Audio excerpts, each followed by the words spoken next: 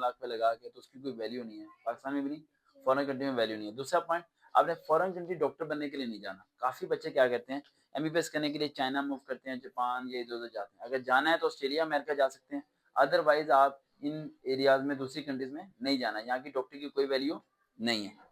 तो अब आपका टारगेट है 9-10 करना, ठीक है, और वो 1000 करीब मार्क्स होने चाहिए। देन एफएससी प्री मेडिकल करना है।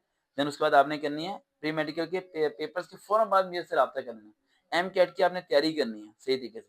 और मैक्सिमम बच्चों का फर्स्ट टाइम एमबीबीएस में एडमिशन नहीं होता, सब्र रखना पड़ेगा।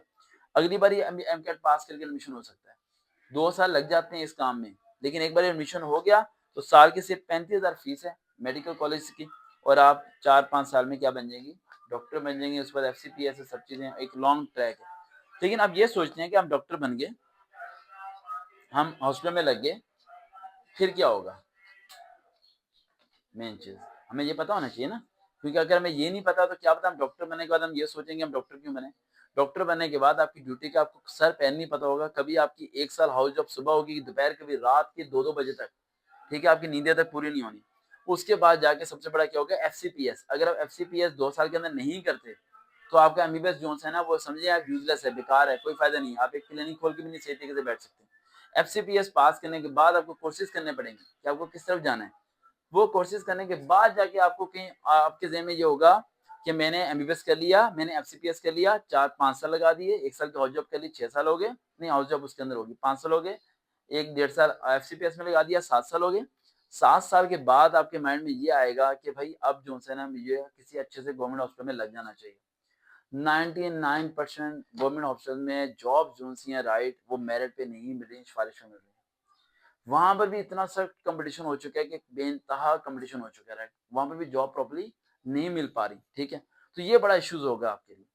तो अब क्या हमें एमबीबीएस की तरफ जाना चाहिए या नहीं जाना चाहिए? मेरा पर्सनली एडवाइस है आपके लिए कि आपको एमबीबीएस की तरफ नहीं जाना चाहिए। देखो 14 साल उम्र है, 16 साल की उम्र में आपने मेट्रिक कर लिया, 18 साल की उम्र में आपने कर लिया इंटर, 18 में 5 जमा करें, हो गए 23 एज में आपने एमबीबीएस पूरा कर लिया, 24-25 में एफसीपीएस कर लिया, 26 एज में आप जाके डॉक्टर की जॉब करने के लिए जा रही हैं।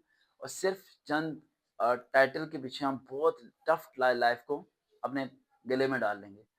क्यों ना हम एक ऐसा काम करें कि हम डॉक्टरी की फील्ड में रहें, डॉक्टर भी बन जाएं, और जॉब भी मिल जाए, और दोपहर को घर भी आ जाएं, और गर्मियों की 3 महीने की छुट्टियां भी हों, और सर्दियों की 10 दिन की छुट्टियां भी हों।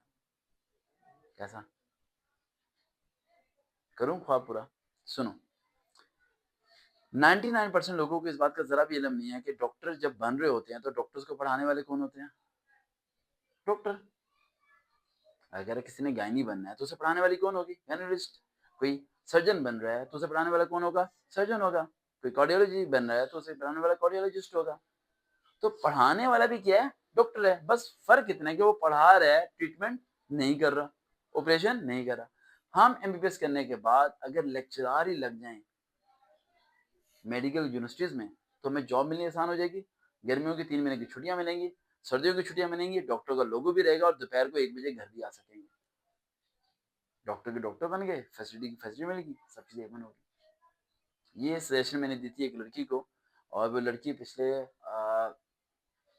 4 साल से डिस्टर्ब थी। शादी हो चुकी थी उसकी, बच्चे हो गए थे, वो मेंटली डिस्टर्ब थी। उसे जब मैंने ये एडवाइस दी तो उसने फिर इस एडवाइस पे अमल किया, और वह इस टाइम इस्लामाबाद की एक मेडिकल यूनिवर्सिटी के अंदर पढ़ाती है। और मुझे फ़ोन करके कहती है कि सर बताएं बिरयानी कब खानी है। लेकिन 1 साल हो गया मैंने उससे बिरयानी नहीं खाई। वो बहुत खुश है, और वो कहती है कि सर मेरे ज़हन में भी नहीं था कि मैं इस फील्ड की तरफ भी जा सकती हूँ। तो क्यों ना हम इस फील्ड को चुनें। इसमें 2 फ़ायदे होंगे, शाम को आके अपना बिज़नेस कर सकते हो, और आप शाम को अपना क्लिनिक भी खोल सकते हो, लेकिन आप उस बॉन्डेड नहीं रहोगे जो बॉन्डेड आप दूसरी लाइफ में बनना चाह रहे थे। समझ आ गया?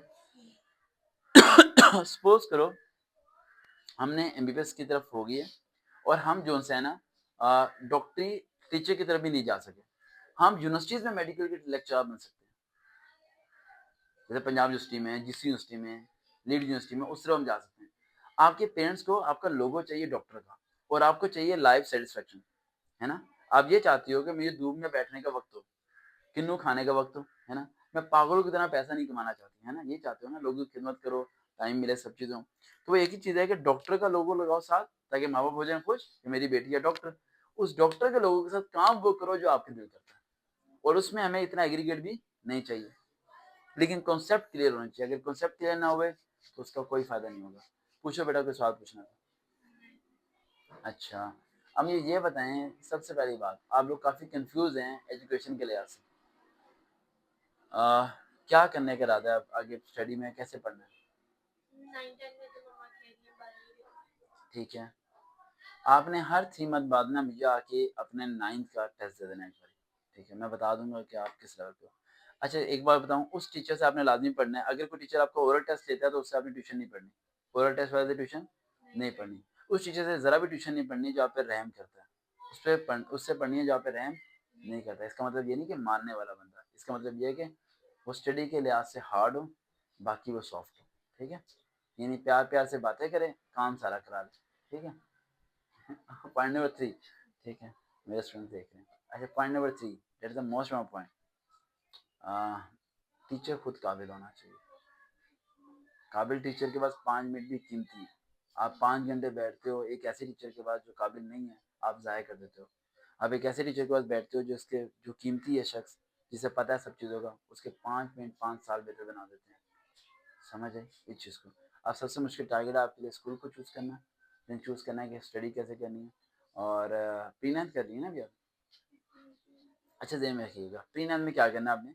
प्री नाइन्थ आप करनी है फुल तैयारी, और आपने 9th का एडमिशन भेज देना, प्री नाइन्थ भेज देना है। 9th के पेपर देने हैं, लेकिन प्री 9th ही करनी है आपने, अगले साल 9th करनी है। पेपर देने जाना जरूर है, आपको एनालिसिस हो जाएगा आप किस लेवल पे हो। अब आप कहेंगे सर जी एक बार एडमिशन चला गया क्या हमारा वो रजिस्टर में रिकॉर्ड चला जाएगा कि हमने 9th पहले की है फिर हम 9th दोबारा करेंगे? सर जी रिकॉर्ड खराब हो जाएगा। कुछ भी फर्क नहीं पड़ता, कोई रिकॉर्ड नहीं खराब होता, कोई कुछ नहीं होता। हमारा पर्पज हमारे गोल की तरफ होना चाहिए, हमारे रिकॉर्ड से हमें कोई लेना देना नहीं है।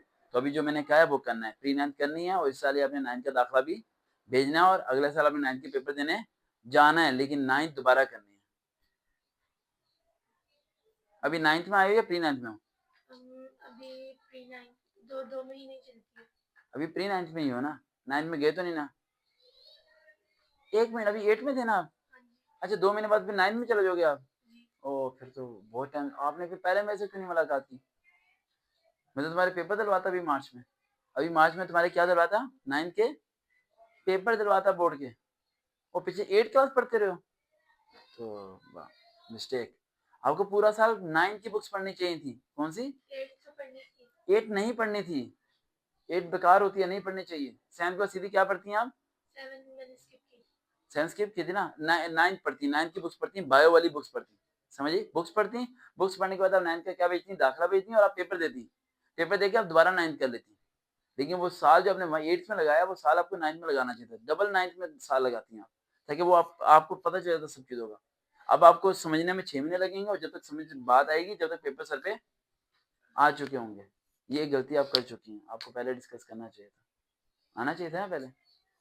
नहीं आई ना? आया, मम्मा पापा ही करते हैं, मुझे तो नहीं पता। खुद डिसीजन लेना शुरू करो बच्चों, कोशिश करो, ठीक है? और कोई सवाल तो नहीं? आप क्या क्या टारगेट है? आप ये है कि 9th पढ़नी शुरू कर दी?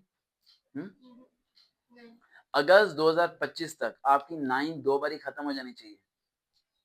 9th 2 बारी खत्म हो जानी चाहिए, और अगर अगस्त 2025 तक आपकी 9th की सारी बुक्स 2 बारी खत्म नहीं होती, तो अपने आप को आईने में खड़े होकर बोलना मैंने डॉक्टर नहीं बनना, मैं नहीं बन सकती। सबका सही बोल रहे थे। फिर रोना, फिर मेहनत करना, रातों को जागना, दिन रात स्ट्रगल करना, कहना सर ने भी ये टारगेट दिया था कि अगस्त 2025 तक मैंने 9th खत्म करनी है। समझिए, मैथ को 2 बारी खत्म करना है मैंने। जब सवाल में देखूं तो मेरे दिन में जवाब आ जाना चाहिए, एक्सरसाइज का नाम आ जाना चाहिए। अपने आप को बदलो बेटा। मैं यकीन से कह रहा हूँ कि कुछ वक्त ऐसे 3 से 4 साल आपने जान लगानी है, उसके बाद पूरी पूरी दुनिया आपकी तरफ होगी। लेकिन उस 3 से 4 साल आपको रिश्तेदारों को, दोस्तों को, फ्रेंडशिप को, इन सब चीज़ों को छोड़ना पड़ेगा, फिर जाके सब चीज़ें मिलेंगी। 1 मिनट में ये चीज़ें नहीं मिलनी आपको, समझ आ रही है? सेक्रीफाइस करना पड़ता है। मौसम अच्छा है, बाहर बुरा है, नीचे रिलेटिव आए हैं, किसी से ना मिलो, अपने आप को कमरे में बंद कर लो, फजर की अजान से लेके ईशा की नमाज तक। संडे वाले दिन पूरा दिन बैठ के पढ़ा करो। पता नहीं कितने कितने दिन, कितने कितने महीने हो जाते हैं मैं अपने कज़ों से नहीं मिल पाता। और मैं जब अपनी खुद स्टडी करता था, मैं फजर से लेके ईशा तक एक ही कमरे में बैठ के पढ़ता था, पूरा पूरा दिन। समझ आ रही बात? स्ट्रगल की इंतहा कर दो, क्या कर दो? इंतहा कर दो स्ट्रगल की। माँ पापा को वहीं पे आपको खाना दिया करें बस। आपको कोई लेना देना नहीं है दुनिया के साथ। आप 4 साल बाद ही दुनिया के सामने जाओगे। जब पढ़ पढ़ के भी तो बंदा पागल है। पागल नहीं होता बेटा, जो मजाकिया होते हैं पागल नहीं होते। आप मजाकिया बनो थोड़ा सा, शुगर मेला लगाया करो, ठीक है। मुझे भी काफी लोगों ने यही कहा था कि जो एमफिल करते हैं उसके सर के बाल उड़ जाते हैं। कुछ भी नहीं हुआ, वो वजह ये है कि मजाक किया करें।